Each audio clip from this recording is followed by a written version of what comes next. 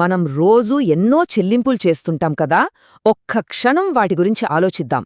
డబ్బు ఒకరి నుండి ఇంకొకరికి వెళ్తుంది, అక్కడితో ఆ కథ అయిపోతుంది. కానీ మనం చేసే ప్రతి లావాదేవీ కేవలం ఒక డబ్బు మార్పిడిలా కాకుండా ఒక శాశ్వతమైన ఆస్తిని సృష్టిస్తే ఎలా ఉంటుంది? అద్భుతంగా ఉంటుంది కదా. ఇంటర్లింక్ అనే ఈ కొత్త వ్యవస్థ సరిగ్గా ఇదే చేస్తోంది. అసలు ఈ లావాదేవీలను నిజమైన ఆస్తులుగా ఎలా మారుస్తుందో ఇప్పుడు వివరంగా చూద్దాం. ముందుగా ఒక చిన్న ప్రశ్నతో మొదలుపెడదాం. ఒక చెల్లింపు అనేది లావాదేవీకి ముగింపు కాదు, ఒక కొత్త ఆరంభమైతే పరిస్థితి ఎలా ఉంటుంది అంటే, ఎవరైనా ఒక వస్తువు కొన్నప్పుడు ఆ డబ్బులు చెల్లించడంతో కథ ముగిసిపోకుండా అదే లావాదేవీ ఆ వ్యాపారానికి ఒక శాశ్వత ఆస్తిని నిర్మించడం ప్రారంభిస్తే. వినడానికే చాలా ఆసక్తిగా ఉంది కదూ. ఈ శక్తివంతమైన ఆలోచనే ఇంటర్లింక్ మొత్తానికి పునాది అనమాట. సరే, మరి ముందుగా మనందరికీ బాగా తెలిసిన, మనం రోజూ వాడే సాంప్రదాయ చెల్లింపు నెట్వర్కులు ఎలా పనిచేస్తాయో చూద్దాం. చాలా వరకు పేమెంట్ సిస్టమ్స్ని ఒక వన్ వే రోడ్ లాగా ఊహించుకోండి. డబ్బు ఒక చోట నుండి ఇంకో చోటుకి వెళ్తుంది, ఆ లావాదేవీ రికార్డ్ అవుతుంది, అంతే, ఫుల్ స్టాప్. ఆ ట్రాన్సాక్షన్ తాలూకు ఆర్థిక శక్తి అక్కడితోనే ఆవిరైపోతుంది. దాన్నించి కొత్తగా ఏ విలువ పుట్టదు. అదొక డెడ్ ఎండ్ అనమాట. ఇప్పుడు అసలు విషయానికొద్దాం. ఇంటర్లింక్ ఈ పాత పద్ధతిని పూర్తిగా ఎలా మార్చేస్తుందో చూద్దాం. ఇక్కడే మనకు అస్సలు తేడా కొట్టొచ్చినట్టు కనిపిస్తుంది. ఒకవైపు చూస్తే సాంప్రదాయ నెట్వర్కులు లావాదేవీలను కేవలం ఒక పనిగా చూస్తాయి, డబ్బు పంపించడమే వాటి పని. కాని మరోవైపు ఇంటర్లింక్ ప్రతి లావాదేవీని ఒక ఆస్తిని నిర్మించే అవకాశంగా చూస్తుంది. పాత పద్ధతిలో లావాదేవీ అనేది ఒక ముగింపు అయితే, ఇంటర్లింక్లో అది ఒక కొత్త ఆర్థిక ప్రయాణానికి మొదటి అడుగు. ఇక్కడ విలువనేది ఎక్కడో లాక్ అయిపోదు, అది కొత్తగా పుడుతుంది, పెరుగుతుంది, ఇంకా చెప్పాలంటే ద్రవ్యంగా మారుతుంది. మరింతకీ ఈ మ్యాజిక్ అంతా ఎలా పనిచేస్తుంది, అదెలా సాధ్యం అంటారా? ఇప్పుడు మనం ఇంటర్లింక్ సిస్టమ్ వెనుక ఉన్న అసలు టెక్నాలజీ ఏంటో చూద్దాం. ఇంటర్లింక్కి గుండెకాయ లాంటిది ఈ లావాదేవీ ఆధారిత ప్రోటోకాల్. పేరు కొంచెం టెక్నికల్గా ఉన్నా ఇది చేసే పని చాలా సింపుల్. ఇది పూర్తిగా ఒక ఆటోమేటిక్ సిస్టమ్. ప్రతి చెల్లింపులోంచి కొద్ది భాగాన్ని తీసుకుని దాన్ని ఆ వ్యాపారం కోసం ఒక ఆన్ చైన్ ఆస్తిగా మార్చేస్తుంది.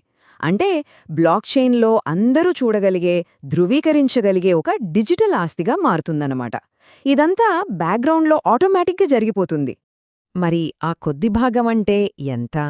50%, 10% అనుకుంటున్నారా? కానే కాదు, కేవలం 5%. అవును, ప్రతి లావాదేవీ నుండి కేవలం 5% ఆటోమేటిక్గా ఆస్తిని నిర్మించడానికి వెళ్తుంది. ఈ నంబరే ఈ ప్రోటోకాల్ మొత్తానికి కీలకం. ఈ ప్రాసెస్ స్టెప్ బై స్టెప్ ఎలా పనిచేస్తుందో చూద్దాం. ఫస్ట్, ఒక కస్టమర్ చెల్లింపు చేసిన వెంటనే ప్రోటోకాల్ రంగంలోకి దిగుతుంది. ఆ మొత్తంలోంచి 5% పక్కకు తీస్తుంది. ఆ తర్వాత ఆ నిధులను నేరుగా ఆ వ్యాపారానికి చెందిన ఏఎంఎం పూల్కు, అంటే వాళ్ల ఆన్ చైన్ లిక్విడిటీ ఫండ్కు పంపిస్తుంది. ఫైనల్గా ఆ నిధులతో ఆ వ్యాపారం యొక్క సొంత డిజిటల్ టోకెన్ను మార్కెట్లో ఆటోమేటిక్గా కొనుగోలు చేస్తుంది. ఇదంతా కన్నుమూసి తెరిచేలోపు జరిగిపోతుంది. ఈ అద్భుతమైన ఆటోమేషన్ సాధ్యం అవ్వాలంటే ఈ 3 అంశాలు కలిసి పనిచేయాలి. మొదటిది ఏఎంఎం పూల్. ఇది ఒక రకంగా ఆ వ్యాపారం యొక్క డిజిటల్ ఖజానా లాంటిది. రెండవది వ్యాపార టోకెన్. ఇదే అసలు కొనుగోలు చేయబడుతున్న ఆస్తి. ఇక మూడవది మరియు చాలా ముఖ్యమైనది ఐటీఎల్. ఇది ఈ మొత్తం పర్యావరణ వ్యవస్థకు రిజర్వ్ కరెన్సీగా పనిచేస్తుంది. ప్రతి టోకెన్కు ఒక విలువ ఆధారాన్ని అందిస్తుందన్నమాట. ఈ మూడింటి కలయికే ఈ సిస్టంకి బలం. సరే, ఇదంతా టెక్నికల్గా బానే ఉంది. కానీ దీనివల్ల ఆ వ్యాపారాలకు నిజంగా కలిగే ప్రయోజనమేంటి? వాళ్ళకొచ్చే ఆదాయం ఆస్తిగా ఎలా మారుతుందో ఇప్పుడు చూద్దాం.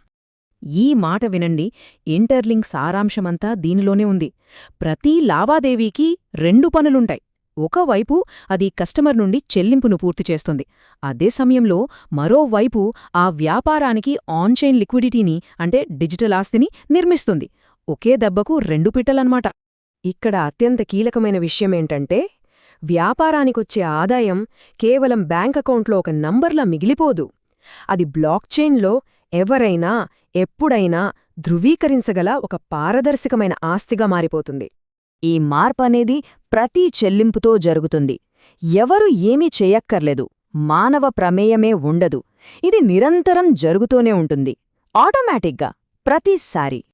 అన్నిటికన్నా గొప్ప విషయమేంటంటే, వ్యాపార యజమానిగాని, డబ్బులు చెల్లించే కస్టమర్ గాని దీనికోసం అదనంగా ఒక్క బటన్ కూడా నొక్కక్కర్లేదు.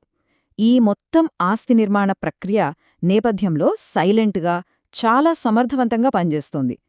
ఇది నిజంగా ఎఫర్ట్లెస్ ఎక్స్పీరియన్స్. ఇప్పటివరకు మనం ఒక్కో వ్యాపారానికి కలిగే లాభం చూసాం. ఇప్పుడు కొంచెం పెద్ద చిత్రాన్ని చూద్దాం. ఈ వ్యవస్థ మొత్తం నెట్వర్క్కి దీర్ఘకాలంలో ఎలా విలువను జోడిస్తుందో చర్చిద్దాం. చాలా డిజిటల్ ఆస్తుల విలువ మార్కెట్ సెంటిమెంట్ మీద, ఊహాగానాల మీద ఆధారపడి ఉంటుంది. అది ఇసుకలో కట్టిన ఇల్లులాంటిది. ఎప్పుడు కూలుతుందో తెలియదు. కానీ ఐటీఎల్ విలువ అలా కాదు. దాని విలువ నిర్మాణాత్మకమైనది. అంటే దాని పునాదులు చాలా బలంగా ఉంటాయి. నెట్వర్క్లో ఎంత ఎక్కువ వ్యాపారం జరిగితే ఈ ప్రోటోకాల్ అంతర్లీనంగా ఐటీఎల్కు అంత డిమాండ్ను సృష్టిస్తుంది.